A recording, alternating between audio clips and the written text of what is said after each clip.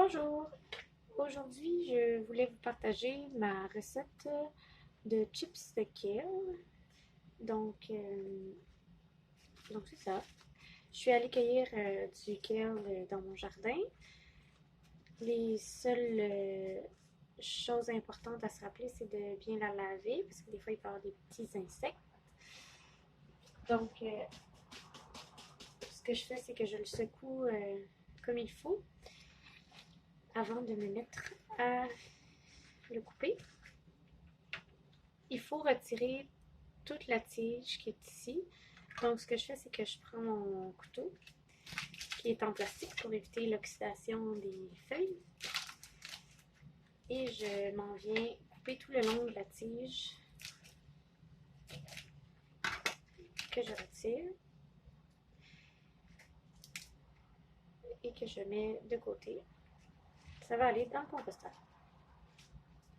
Ensuite de ça, vous devez couper les chips pour qu'il y ait une grandeur, disons, correcte. N'oubliez pas que ça rapetisse quand ça cuit, donc si je le fais gros comme ça va devenir un chips environ du 3/4 de la grosseur. Donc j'en coupe des bouts que je mets dans mon plat ici, ensuite pour les laver.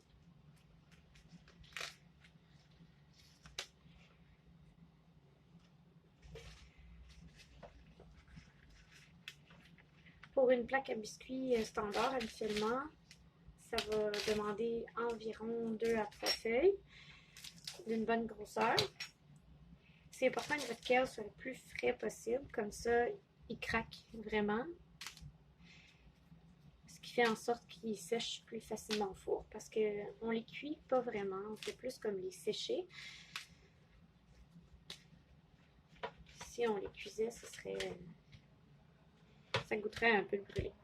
Donc là, ma petite essoreuse est pleine, donc je vais aller rincer mon kale.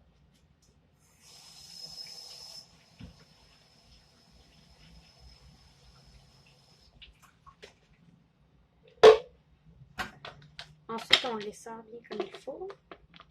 C'est important que le kale soit le plus sec possible. Vous pouvez utiliser des essuie-tout si vous voulez. Moi, j'en possède.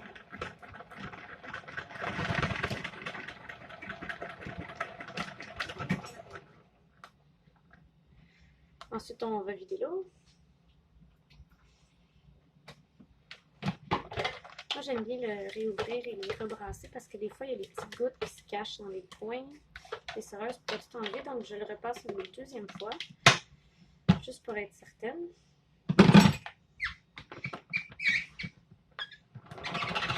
Ouf, le bruit.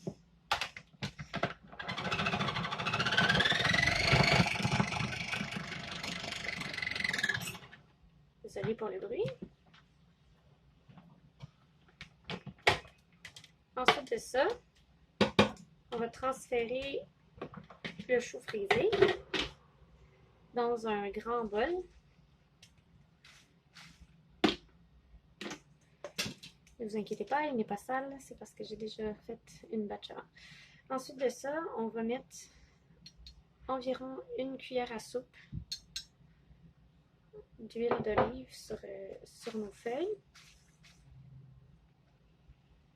Vous n'avez pas besoin d'en mettre plus, sinon ça va être vraiment trop gras et huileux. Ensuite de ça, je vais assaisonner. Moi, personnellement, je préfère les épices La Jardinière. C'est les épices classiques à salade. Je trouve que c'est un très bon mix, mais il existe plein d'autres sortes de mix. Vous pouvez faire juste simplement sel, poivre ou avec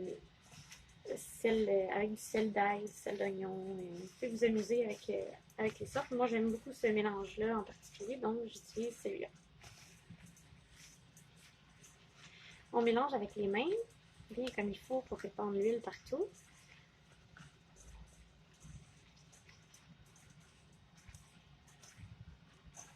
Là, quand les feuilles sont toutes bien luisantes, et que mes mains aussi, Je prends excusez, une plaque à biscuits. Ça, c'est ma vieille plaque. C'est pour ça qu'elle n'est pas très jolie. Et je mets une feuille.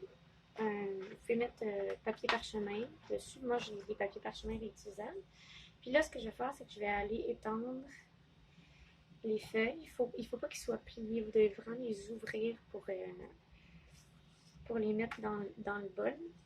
Pas dans le bol, sur la plaque.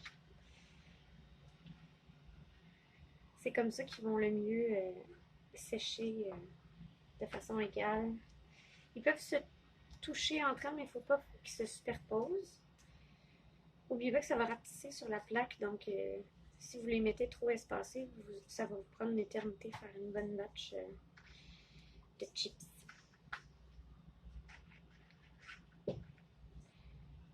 Donc, comme je vous avais dit, environ 2 grosses feuilles, ça fait une plaque à biscuits.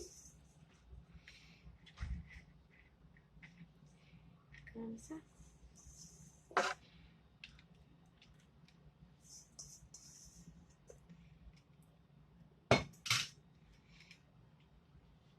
Je vais rajouter un petit peu d'épices. Je trouve qu'il y en a pas assez. Puis aller vraiment au goût pour les assaisonnements. Ensuite de ça, on met au four.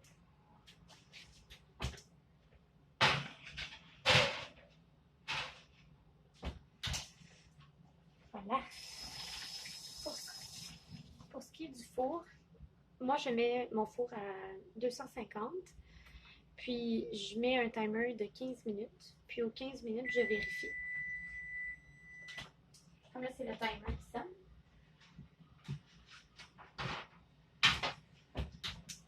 Ces chips-là, ça fait 30 minutes qu'ils sont dedans. Donc, ils ont fait 2 fois le 15 minutes. Comme vous pouvez voir, quand je les touche, ça sonne sec. Donc, quand ça crunch comme ça, c'est le moment que vous savez qu'ils sont prêtes. On va vous montrer la différence.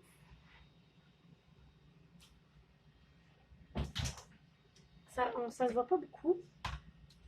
Mais celle-là, ça fait 15 minutes qu'ils sont dedans.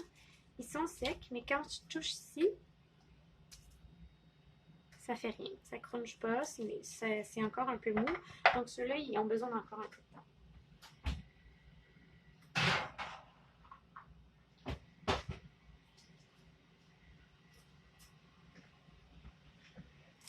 Donc, quand vos chips sont comme ça, c'est qu'ils sont prêts à manger.